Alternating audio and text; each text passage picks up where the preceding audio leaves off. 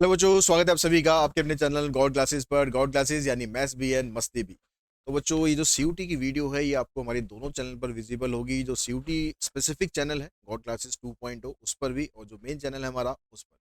ठीक है। अब मैं आपसे रिक्वेस्ट ये करूंगा कि जो सीयूटी की प्रिपरेशन है उसके लिए जो हमारा सीयूटी वाला चैनल है, सीयूटी गॉड क्लासेस 2.0, उस पर आप जरूर विजिट करें। और जो अप्लाइड मैथमेटिक्स का कंटेंट ऑलरेडी वहाँ पर काफ़ी है, और आगे भी आपको उस चैनल पर कंटेंट सीयूटी का मिलता रहेगा। तो उस पर जरूर विजिट करें, चैनल को लाइक करें, सब्सक्राइब करके रखें, और बेल आइकन को भी प्रेस करके रखें, ताकि जो सीयूटी की वीडियोज़ है आपको वहाँ पर लगातार मिलते रहें। तो अब यहाँ पर आज की जो वीडियो है उसके अंदर हम बात करने वाले हैं सीयूटी 2026 में जो अप्लाइड मैथमेटिक्स का सिलेबस है, क्या उसमें चेंज हुआ है। ठीक है, क्या क्या आपको उसमें करना है, क्या क्या आपको नहीं करना है, क्योंकि क्लास 12th में भी सिलेबस चेंज हुआ है। तो उसके हिसाब से क्या सीयूटी में क्या चेंजेस हैं, क्या चेंजेस नहीं है, डिटेल में आपको मैं बताने वाला हूँ। ठीक है, समझाने वाला हूँ कि आपको यहाँ पर क्या क्या करना है। सीयूटी का नोटिफिकेशन ऑलरेडी आ चुका है। जो उसके फॉर्म्स हैं वो भरने स्टार्ट हो चुके हैं। ठीक है, 5 जैन से आई थिंक स्टार्ट हो गए थे, और 30 जनवरी तक आप इसको भर सकते हो। तो ये अगर किसी ने नहीं भरा है, तो लास्ट डेट के चक्कर में मत रहना, अपना अभी से उसको भरना स्टार्ट कर दो, ताकि इसको तसल्ली से सोच समझ के आपको कौन सा कोर्स लेना है, उसके लिए किस कोर्स के लिए आपको कौन कौन से सब्जेक्ट की नीड है। 5 सब्जेक्ट आप फिल कर सकते हो, ये सब आपको पता ही है जो प्रीवियस नोटिफिकेशन आए हुए हैं। तो उसको आप भरना स्टार्ट कर लो, ताकि आपको बाद में लास्ट में ऐसा ना हो कि आप जल्दबाजी के चक्कर में कुछ गलतियां करो। तो आज हम यहाँ पर बात करने वाले हैं इस वीडियो के अंदर सिर्फ अप्लाइड मैथमेटिक्स के बारे में, कि उसके सिलेबस में क्या चेंज हुआ है, क्या आपको करना है, क्या नहीं करना। तो हम डिटेल में बात करते हैं। आपको सबसे पहले सिलेबस सीबीएसई की वेबसाइट से जाके उस सिलेबस को डाउनलोड कर लेना है, ताकि ये लेटेस्ट सिलेबस आपके पास हो कि वह सिलेबस में आपको क्या क्या दिया हुआ है। तो यहाँ पर ये सिलेबस 2026 के लिए है। अब बहुत से बच्चों को ये भी डाउट रहता है कि सर सीयूटी में अप्लाइड मैथ्स का तो सिलेबस ही नहीं है, क्योंकि वहाँ पर कई बार सिर्फ मैथमेटिक्स लिखा होता है। तो उस मैथमेटिक्स के सिलेबस में ही दोनों सिलेबस आपको दिए होते हैं, मैथमेटिक्स का भी और अप्लाइड मैथमेटिक्स का। अलग से आपको अप्लाइड मैथमेटिक्स का पोर्शन नहीं मिलेगा। इसके अंदर टोटल मिलाकर 3 सेक्शन होंगे। तो सेक्शन A1 होगा, वो कॉमन होगा मैथ्स वालों के लिए और अप्लाइड मैथ्स वालों के लिए। जो सेक्शन B1 होगा वो कोर मैथ्स वालों के लिए होगा, और जो सेक्शन B2 होगा वो अप्लाइड मैथ्स वालों के लिए होगा। तो पहले सेक्शन A1 में हम ए में देखते हैं कि यहाँ पर आपको क्या क्या दिया हुआ है। ए कह लो या उसे A1 कह लो। तो सबसे पहला जो टॉपिक है एलजेब्रा। एलजेब्रा के अंदर आप मेट्रिसेस कर रहे हैं। ठीक है, आप मेट्रिसेस कर रहे हैं, थोड़ा सा इसको अगर हम बड़ा कर लें।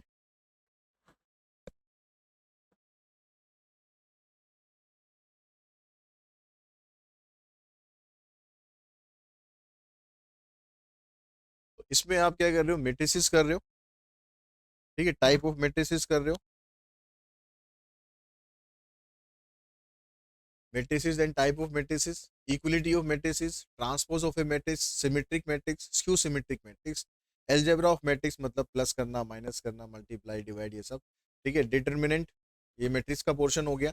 यानी जो मैट्रिक्स आपने क्लास 12th में करा है वही मैट्रिक्स आपको करना है, एक्स्ट्रा उसमें कुछ नहीं करना आपको।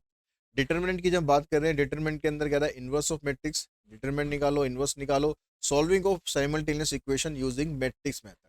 केवल मैट्रिक्स मेथड यहाँ पर दिया हुआ है। अप्लाइड मैथ्स में क्रैमर रूल भी होता है, तो क्रैमर रूल को आप स्किप कर सकते हो। ठीक है, बाकी अभी सेक्शन B2 में और देख लेंगे, कहीं वहां पर क्रैमर रूल तो नहीं दिया हुआ। तो उसके बाद ये हो गया आपका एल्जेब्रा। उसके बाद आता है कैलकुलस। कैलकुलस के अंदर higher order derivative up to second order, increasing and decreasing function, maximum minimum. ठीक है, ये 3 चीज आपको दे रखी है, इंक्रीजिंग, डिक्रीजिंग, मैक्सिमम मिनिमा और हायर ऑर्डर डेरिवेटिव। लेकिन अभी सेक्शन B2 और हम देख लेंगे, तब उसके बाद फाइनल कंक्लूजन पर आएंगे कि किस चैप्टर में से आपको क्या स्किप करना है, क्या आपको रखना है। इंटीग्रेशन के अंदर indefinite integral of simple functions, evaluation of indefinite integral, definite integral, application of integral as area under the curve. Differential equation पे आप जाते हैं तो ऑर्डर और डिग्री निकालना, सॉल्विंग और differential equation with variable separable method. उसके बाद प्रोबेबिलिटी डिस्ट्रीब्यूशन में सिंपल प्रोबेबिलिटी, लीनियर प्रोग्रामिंग के अंदर graphical method, feasible infeasible solution और ऑप्टिमल फिजिबल सॉल्यूशन। ये सेक्शन A1 है, जो कोर मैथ्स और अप्लाइड मैथ्स दोनों के स्टूडेंट्स के लिए है। ठीक है, सेक्शन हम B2 देख के फिर हम फाइनल कंक्लूजन पर आएंगे। ये सेक्शन B1 है, ये मैथमेटिक्स वालों के लिए है, इसको हम अभी स्किप कर देते हैं। हम चलते हैं सेक्शन सीधा B2।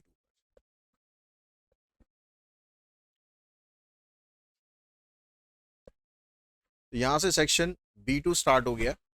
अब इस B2 सेक्शन के अंदर जो आपकी पहली यूनिट है नंबर क्वांटिफिकेशन, वहां से स्टार्ट किया गया है। तो उसमें आपने पढ़ा था मॉडुलो अर्थमेटिक, कांग्रेस मॉडुलो और एलिगेशन मिक्सर। न्यूमेरिकल प्रॉब्लम्स के अंदर आपने पढ़ा था, न्यूमेरिकल प्रॉब्लम्स के अंदर आपने पढ़ा था boats and streams, pipe and cisterns, races and games और न्यूमेरिकल इनइक्वालिटीज। यानी जो आपकी क्लास 12th की फर्स्ट यूनिट है नंबर क्वांटिफिकेशन वाली, वो पूरी की पूरी एज इट इज करनी है, ना उसमें कुछ एक्स्ट्रा करना है, ना उसके अंदर कुछ कम करना है। जो आपने क्लास 12th में पढ़ी थी फर्स्ट यूनिट, वही आपको एज इट इज करनी। सेकेंड यूनिट पर आते हैं एलजेब्रा में। एलजेब्रा में जो A1 में था वो हम डिस्कस कर चुके हैं। B2 में क्या है, matrices and type of matrices, वो रिपीट कर रहा है। इक्वलिटी ऑफ मैट्रिसेस, ये रिपीटेशन है। एलजेब्रा ऑफ मैट्रिसेस, ये भी रिपीटेशन है। यानी मैट्रिक्स में आपको कुछ भी नहीं छोड़ना, पूरा आपको क्लास 12th का सिलेबस करना है। अब जब डिटर्मिनेंट पे आप आते हैं, तो determinant of matrices, determinant of matrix में square matrix use elementary properties of determinant. Elementary properties आपने उस पर नहीं करी थी क्लास 12th में, ये आपको यहाँ पर एक्स्ट्रा करना पड़ेगा। Singular matrix, non singular matrix, determinant of A B is equals to determinant of A, determinant of B, ये वाली प्रॉपर्टी क्लास 12th में भी है। Simple problem to find determinant value. Inverse of matrix में define the inverse, apply properties of inverse, ये कुछ properties है inverse की, ये आपको अप्लाई करनी है। उसके अलावा डिटरमिनेंट में कह रहा है कि solving system of simultaneous equation up to 3 variable only non homogeneous equations. यानी यहाँ पर जो डिटरमिनेंट वाला टॉपिक है, डिटरमिनेंट वाला जो टॉपिक है उसमें आपको कुछ भी नहीं छोड़ना है, सारा कुछ आपको करना है। ठीक है, बल्कि आपको एक एक्स्ट्रा काम और करना है। डिटरमिनेंट में क्रैमर रूल को छोड़ देना है। क्रैमर रूल सेक्शन A1 में भी नहीं था और सेक्शन B2 में भी नहीं था। क्रैमर रूल को छोड़ देना है, लेकिन डिटरमिनेंट की जो एलिमेंट्री प्रॉपर्टीज थी, जो डिटरमिनेंट निकालने, जो प्रूव करने वाले डिटरमिनेंट होते हैं, वो वाले इसमें आपको करने पड़ेंगे। यानी एक चीज यहाँ से स्किप हुई और एक चीज यहाँ पर ऐड हो गई। अब आते हैं हम नेक्स्ट कैलकुलस पर। कैलकुलस में हायर ऑर्डर डेरिवेटिव के अंदर कह रहा है determine the second and higher order derivative up to second order, understand differentiation of parametric function and implicit function. यानी क्लास 12th में जो आपने डेरिवेटिव पढ़ा है वही सेम डेरिवेटिव है। क्लास 12th की बुक में लॉगरिथमिक डिफरेंशिएशन दिया हुआ है, वो क्लास 12th के सिलेबस में भी नहीं है और CUT के सिलेबस में भी नहीं है। यानी लॉगरिथमिक डिफरेंशिएशन आपको यहाँ करने की जरूरत नहीं। उसके बाद एप्लीकेशन ऑफ डेरिवेटिव पे आते हैं, determine the rate of change. उसके बाद marginal cost, marginal revenue function, increasing and decreasing function, maxima minima, ये आपको एप्लीकेशन ऑफ डेरिवेटिव में भी जो क्लास 12th में आपने पढ़ा है सेम सिलेबस है, ना कुछ कम करना है ना कुछ ज़्यादा करना है। इंक्रीजिंग डिक्रीजिंग भी आपको करना है, मैक्सिमम मिनिमा भी आपको करना है, मार्जिनल फंक्शंस भी आपको करने हैं और रेट ऑफ चेंज भी आपको करना है। आपकी बुक्स के अंदर टेंजेंट नॉर्मल दिया हुआ है, वो आपको नहीं करना। उसके बाद आते हैं हम इंटीग्रेशन पर। इंटीग्रेशन में कह रहा है calculus understand determine the indefinite integral of simple function. मतलब सिंपल फंक्शंस वाले इंटीग्रल आपको करने हैं। उसके अंदर सब्स्टिट्यूशन मेथड आपको आना चाहिए, पार्शियल फ्रैक्शन आना चाहिए, बाय पार्ट्स, ये तीन मेन मेथड है, ये तीनों आपको करने हैं। यानी जो यहाँ पर आपको, अच्छा डेफिनेट इंटीग्रल हो रहा है अभी आपके पास, definite integral as area under curve, ये आपको करना है। नॉन टिग्नोमेट्रिक फंक्शंस आपको करने हैं क्योंकि कोर मैथ्स के अंदर आते हैं trigonometric function. Understand fundamental theorem of integral calculus and apply to evaluate the definite integral, apply properties of definite integral to solve problem. यहाँ पर प्रॉपर्टीज ऑफ डेफिनेट इंटीग्रल ये भी बढ़ गया है, जो क्लास 12th के सिलेबस में नहीं था। एप्लीकेशन ऑफ इंटीग्रल्स के अंदर कंज्यूमर सरप्लस, प्रोड्यूसर सरप्लस, और इसके अलावा डिफरेंशियल इक्वेशन के अंदर recognise a differential equation, find the order and degree of a differential equation, formulate differential equation और verify the solution of differential equation, solve simple differential equation. यानी अगर मैं पूरे कैलकुलस को, मैं एक बार दोबारा से रिपीट कर देता हूँ, मैं पूरे कैलकुलस को अगर मैं देखूँ तो क्लास 12th का जो सिलेबस है उससे अगर हम कंपेयर करेंगे तो डिफरेंशिएशन में आपको कुछ एक्स्ट्रा नहीं करना। आपको हायर ऑर्डर करना है, इम्प्लिसिट फंक्शंस करना है, पैरामेट्रिक फंक्शन करना है। ठीक है, लॉगरिथमिक डिफरेंशिएशन आपकी बुक्स में दिया हुआ है लेकिन वो नहीं करना। जब हम चैप्टर 6 पर आते हैं, application of derivative, rate of change method है, वो आपको बुक्स में दिया हुआ है, वो करना है। आपकी बुक्स में टेंजेंट एंड नॉर्मल भी दिया हुआ था लेकिन वो आपको नहीं करना है, क्लास 12th के सिलेबस में भी वो नहीं था। जब सिलेबस अपडेट हो गया है, तो टेंजेंट नॉर्मल वाला पार्ट नहीं करना है। ठीक है, इंक्रीजिंग डिक्रीजिंग करना है, मैक्सिमा मिनिमा करना है, और उसके अलावा मैक्सिमा मिनिमा के अलावा रह गया आपका मार्जिनल फंक्शंस, वो भी करने हैं। अच्छा, मैक्सिमा मिनिमा के अंदर यहाँ पर मैक्सिमा मिनिमा के अंदर इसने आपको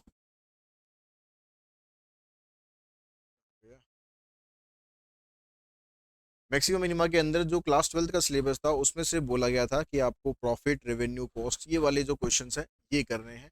लेकिन यहाँ पर आपको ऐसा कुछ नहीं बोला गया है। यहाँ पर सिंपल कह रहा है कि सॉल्व अप्लाइड प्रॉब्लम्स, यानी जो बाकी जो प्रॉब्लम्स हैं वो भी आपको इसमें करनी है। ठीक है, यानी एप्लीकेशन ऑफ डेरिवेटिव आपको एक तरह से पूरा करना है, सिवाय टेंजेंट एंड नॉर्मल। उसके बाद फिर हम इंटीग्रेशन की बात कर रहे थे। इंटीग्रेशन के अंदर जो आपको स्पेशल इंटीग्रल है वो नहीं करने, आपको तीनों मेथड करने हैं, substitution method, partial fraction method, और उसके अलावा by parts method. Definite integral की प्रॉपर्टीज आपको क्लास 12th में नहीं करनी थी, लेकिन यहाँ पर आपको करनी है।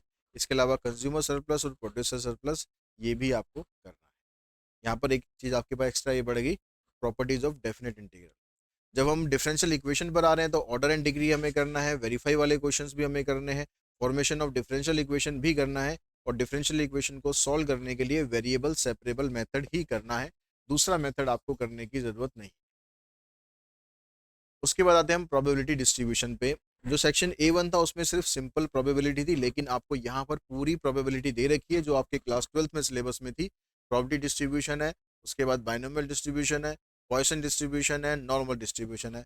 यानी क्लास 12th का एज इट इज सिलेबस आपको प्रोबेबिलिटी में करना है। टाइम बेस्ड डाटा के अंदर भी आपको जो क्लास 12th का सिलेबस है बस वही करना है, उसके अलावा और एक्स्ट्रा इसमें कुछ नहीं करना। इन्फ्रेंशियल स्टेट्स, इन्फ्रेंशियल स्टेट्स के अंदर भी आपको जो क्लास 12th का सिलेबस है वही करना है। ठीक है, क्योंकि इसके अंदर भी आपको 1 सैंपल टी टेस्ट ही दे रखा है, आपको 2 सैंपल टेस्ट नहीं दिया हुआ है यहाँ। यानी जो इन्फ्रेंशियल स्टेट्स का क्लास 12th का सिलेबस था वही आपको यहाँ पर रिपीट करना है, वो थ्योरी वाले क्वेश्चन सारे, और उसके अलावा टी टेस्ट। फाइनेंशियल मैथमेटिक्स के अंदर परपेचुटी है, सिंकिंग फंड है, दोनों क्लास 12th में है। कैलकुलेशन ऑफ ईएमआई, ये भी आपने किया हुआ है 12th में। Calculation of return, nominal rate of return, ये क्लास 12th में से हटा दिया गया था, लेकिन सीयूटी के सिलेबस में ये है। तो जो दो चीज़ मैं आपको बता रहा हूँ कि जो आपको एक्स्ट्रा करनी है क्लास 12th के सिलेबस के हिसाब से, उसको स्पेशली नोट कर लेना। उसके बाद CAGR, ये आपने क्लास 12th में किया हुआ है। लीनियर मेथड डेप्रिसिएशन, ये भी क्लास 12th में आपने किया हुआ है। Valuation of bond class 12th में बढ़ा दिया गया था, CBSE ने भी और NTA ने भी इसको बढ़ा दिया। लीनियर प्रोग्रामिंग के अंदर जो आपने क्लास 12th में किया था वही आपका क्लास इसमें CUT के जो सिलेबस है उसके अंदर भी आपको सेम वही चीज़ें करनी है। यानी अगर हम पूरी समरी करें, ठीक है, आपने अब तक पूरा वीडियो देखा तो उसके अंदर हो सकता है कुछ कन्फ्यूजन हो, मैं पूरी समरी करके एक बार फिर से बता देता हूँ आपको क्या करना है। हम बात करते हैं पहले यूनिट की, नंबर क्वांटिफिकेशन। तो जैसा आपका क्लास 12th का सिलेबस था सेम एज इट इज आपको फॉलो करना है। नंबर 2 यूनिट आपकी एलजेब्रा।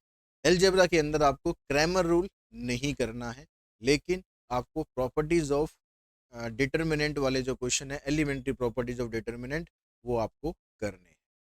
उसके बाद डिफ्रेंशिएशन पर हम आते हैं। कैलकुलस में डिफ्रेंशिएशन जो क्लास 12th का सिलेबस है एग्जैक्टली फॉलो करना है वही। जब आप AOD में आते हैं तो क्लास 12th का सिलेबस ही एग्जैक्टली फॉलो करना है, लेकिन उसमें मैक्सिमम मिनिमम में लिमिटेड था कि प्रॉफिट, कॉस्ट और रेवेन्यू वाले ही क्वेश्चन करने हैं। यहाँ पर आपको हर तरीके के क्वेश्चन करने हैं, बस ये यहाँ पर एक्स्ट्रा हुआ। इंटीग्रेशन पर अब आते हैं तो सिंपल इंटीग्रेशन आपको करना है, मेथड तीनों करने हैं, यानी क्लास 12th का सिलेबस ही इंटीग्रेशन में पूरा फॉलो करना है। एक्स्ट्रा काम क्या करना है, प्रॉपर्टीज ऑफ डेफिनेट इंटीग्रल आपको करनी है, जो क्लास 12th के सिलेबस में नहीं थी। जब आप डिफरेंशियल इक्वेशन पे आते हैं तो यहाँ पर आपको क्लास 12th का सिलेबस ही फॉलो करना है। उसके बाद हम आते हैं प्रोबेबिलिटी पर, जो आपका क्लास 12th का सिलेबस है एग्जैक्टली फॉलो करना है। टाइम बेस्ड डाटा में एग्जैक्टली क्लास 12th का सिलेबस फॉलो करना है, ना कुछ कम ना ज़्यादा। इन्फेंशियल स्टेट्स के अंदर भी क्लास 12th का सिलेबस ही आपको फॉलो करना है, ना कुछ कम करना ना कुछ ज़्यादा करना। उसके बाद जब हम आते हैं फाइनेंशियल मैथमेटिक्स में, तो उसमें आपको एक चीज़ एक्स्ट्रा करनी है क्लास 12th के सिलेबस के अलावा, आपको उसमें returns, nominal rate of returns, effective rate of returns, ये वाले क्वेश्चन भी करने हैं। उसके बाद जो लीनियर प्रोग्रामिंग है, जो क्लास 12th का आपका सिलेबस है वही आपको फॉलो करना है, एक्स्ट्रा उसमें कुछ भी नहीं करना। तो ये पूरा सिलेबस का कंक्लूजन था अप्लाइड मैथमेटिक्स यूटी के लिए। और इसकी तैयारी के लिए हमारे चैनल पर भी वीडियो अवेलेबल हैं। इसके जो कोर्सेज होंगे वो क्लास 12th बोर्ड एग्ज़ाम के बाद आपके पास अवेलेबल होंगे। अगर आप चाहते हैं कि अभी से आप तैयारी करें तो जो हमारे एग्जिस्टिंग जो पिछले साल के कोर्स थे आप उसमें इनरोल कर सकते हो। आपको जो नए कोर्स जो उसके जब आएंगे रजिस्टर करने के लिए तो उसमें आपको ऑटोमेटिकली ऐड कर दिया जाएगा। ठीक है, तो आपको अगर लगता है कि भाई नहीं हम बोर्ड एग्जाम के बाद ही प्रिपरेशन करेंगे तो जो हमारे नए बैचेस स्टार्ट होंगे आप उसमें ज्वाइन कर सकते हैं। और आपको लगता है कि नहीं हम साथ साथ ही उसकी तैयारी करेंगे तो जो हमारे एग्जिस्टिंग कोर्सेज हैं क्लास 12th के मैं आपको दिखा देता हूँ कि कौन से हमारे जो एग्जिस्टिंग कोर्सेज हैं आप उसके उसमें आप इनरोल कर लेंगे।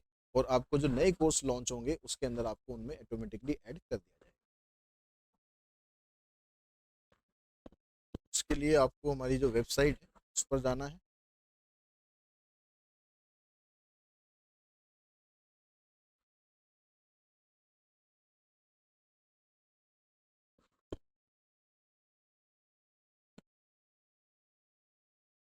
आपको हमारी जो वेबसाइट है उस पर जाना है या हमारी ऐप डाउनलोड आप कर सकते हैं।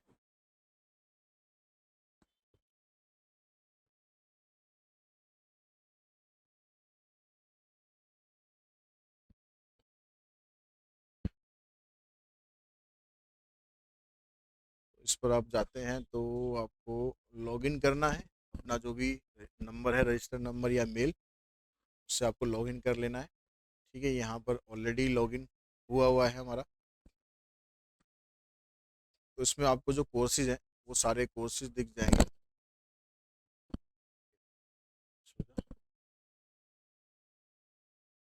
तो ये सारे कोर्सेज आपके पास आ जाएंगे। इसमें आप थोड़ा नीचे जाएंगे तो सीयूटी के कोर्सेज आपको दिखाई देंगे। तो सीयूटी का कोर्स है जनरल टेस्ट का कोर्स है। ठीक है, जो आपको 999 के अंदर मिलेगा। उसके बाद फिर अप्लाइड मैथ्स और जनरल टेस्ट दोनों का अगर आप कंबाइन करना चाहते हैं प्रिपरेशन हमारे साथ तो उसका कोर्स आपको 1999 का है। और उसके बाद अगर सिर्फ अप्लाइड मैथ्स की प्रिपरेशन करना चाहते हो तो इसका कोर्स आपका 1499 का है। तो ये कोर्सेज हमारे पास हैं अप्लाइड मैथमेटिक्स के लिए और जनरल टेस्ट के लिए। तो अगर आपको लगता है कि नहीं आप अभी से अपनी प्रिपरेशन करना चाहते हैं तो आप अभी से अपनी प्रिपरेशन स्टार्ट कर दो। आप इन कोर्सेज को ज्वाइन कर लो, इनसे अपनी प्रिपरेशन करो। और जैसे ही हमारे लाइव कोर्सेज स्टार्ट होंगे तो उनके अंदर आपको ऑटोमेटिकली ही इनरोल कर दिया जाएगा। यानी ऐसा नहीं है कि आपने ये कोर्स ज्वाइन करे तो आपको जो नया कंटेंट आएगा उससे आपको अलग रहना पड़ेगा। उनके अंदर आपको ऑटोमेटिकली इनरोल कर दिया जाएगा। और अगर आप चाहते हैं कि नहीं आप बोर्ड एग्जाम के बाद ही स्टार्ट करना चाहते हैं तो आपकी इच्छा है कि आप बोर्ड एग्जाम के बाद जो लाइव कोर्सेज हमारे स्टार्ट होंगे आप उसमें भी ज्वाइन कर सकते हैं। ठीक है, करो आप कोई सा भी कोर्स लेकिन आपकी जो तैयारी है वो बहुत अच्छे से होनी चाहिए।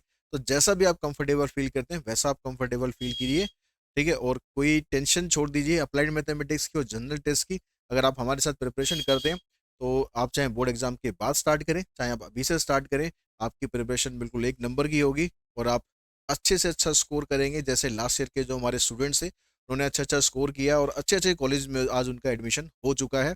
जो ड्रीम कोर्सेज हैं उनके वो आज वो कर रहे हैं। तो आप भी उन्हीं के कदमों पर चलते हुए ऐसे कोर्सेज जो आपको लगता है कि आपको करने हैं वो आप इन कोर्सेज की हेल्प से अच्छा स्कोर करके उन कॉलेजेस को आप सीट अलॉट आपको मिल सकती है। ठीक है, उन कोर्सेज में आपको एडमिशन मिल सकता है जो कोर्सेज आप अपने लिए सोच रहे हैं। तो आज की इस वीडियो में इतना ही। Thanks to all of you.